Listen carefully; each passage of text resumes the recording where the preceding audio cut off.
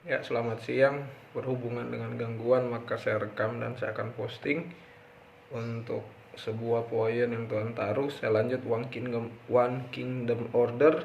Ini bicara tentang akhir zaman ini. Tuhan bangunkan sebuah gereja yang punya umat rasuli, umat yang satu hati dan satu jiwa yang akan mengerjakan agenda Tuhan. Ya, puji Tuhan.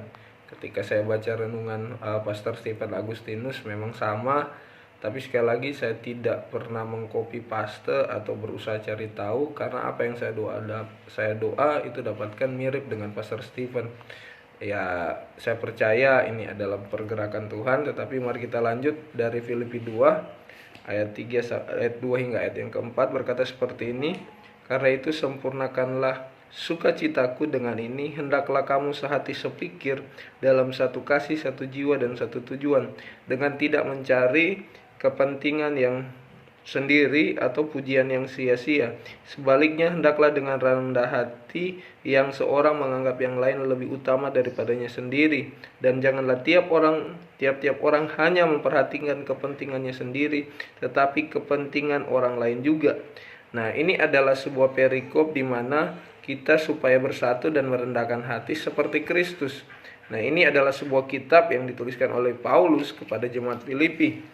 Nah, saya berdoa bahwa teladan yang diberikan Yesus bahwa dia merendahkan hati, bahkan tidak memikirkan keilahiannya, dia menjadi manusia dan taat sampai mati. Ini karena adalah Yesus satu hati, sehati sepikir, satu kasih, satu jiwa dan satu tujuan dengan kehendak Tuhan. Nah, inilah yang akan hadir di hari-hari terakhir ini adalah umat yang sehati dan sepikir. Kalau saya bilang umat yang bergerak dalam One Kingdom Order, satu prinsip kerajaan, yaitu kerajaan Allah, di mana semuanya mereka sama-sama sehati dan sepikir untuk melakukan kehendak Allah, di mana mengutamakan kehendak yang lain. Nah, ini yang akan Tuhan bawa dalam umat-umat hari terakhir ini, di mana memiliki satu prinsip yang ilahi. Bahkan kalau kita baca dalam umat rasuli, dalam cara hidup jemaat yang mula-mula, saya bacakan di dalam Kisah Para Rasul 4 ayatnya yang 32 sampai ayat 35. Adapun kumpulan orang yang telah percaya itu, mereka sehati dan sejiwa, dan tidak seorang pun yang berkata bahwa suatu dari kepunyaannya adalah miliknya sendiri, tapi segala sesuatu adalah kepunyaan mereka dan bersama. Dan dengan kuasa yang besar, rasul-rasul memberikan kesaksian tentang kebangkitan Tuhan Yesus, dan mereka semua hidup dalam kasih karunia yang melimpah-limpah, sebab tidak ada seorang pun yang berkekurangan di antara mereka, karena semua orang mempunyai tanah atau rumah menjual kepunyaan itu, dan hasil penjualan itu mereka bawa dan mereka letakkan di depan kaki rasul-rasul, lalu dibagikan kepada setiap orang sesuai dengan keperluannya. Demikian pula dengan Yusuf yang oleh rasul-rasul disebut Barnabas, artinya anak penghiburan, seorang Lewi dari Siprus. Ia menjual ladang miliknya lalu membawa uangnya dan meletakkannya di depan kaki rasul-rasul. Nah, Bapak Ibu, kita lihat bahwa apa yang ditulis Paulus ini, Anda lihat sudah ada teladannya di kitab suci, yaitu dalam perjanjian baru, di dalam Kisah Para Rasul 4 ayat 32 sampai 36.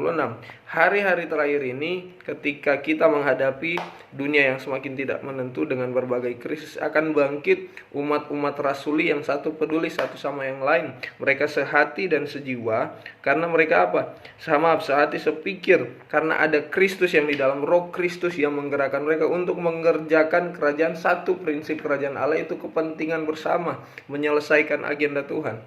Dan bagi saya, dua agenda utama di akhir zaman ini adalah doa dan misi. Anda tahu bahwa umat rasuli di awal-awal gereja mula-mula adalah umat yang rajin berdoa. Mereka mencari Tuhan, mereka membutuhkan Tuhan. Nah, hari-hari ini umat-umat rasuli akan bangkit dengan umat yang cinta akan Tuhan, umat yang sungguh-sungguh dengan Tuhan, di mana mereka akan selalu berdoa. Berdoa tidak hanya kita bicara berdiam diri, tapi tentang kehidupan keintiman. Umat-umat yang suka mencari Tuhan dan kuat berdoa. Dan tidak hanya sampai di situ, umat yang berdiri dalam One Kingdom Order ini adalah umat yang suka bermisi. Amin. Umat yang suka membagi kabar baik, umat yang suka menginjil, umat yang suka melawat orang lain yang belum mengenal kebenaran firman Tuhan, mengenal Injil kerajaan Allah. Ketika saya ke Londi, ke tempat di mana saya melayani ada keluarga yang berbeda dengan kita, tapi saya layani dan minimal mereka mendengar tentang siapa Tuhan Yesus itu dan kabar kerajaan, didoakan dari sakit dan paru-parunya agak merasa lega ada zaman Tuhan. Artinya apa?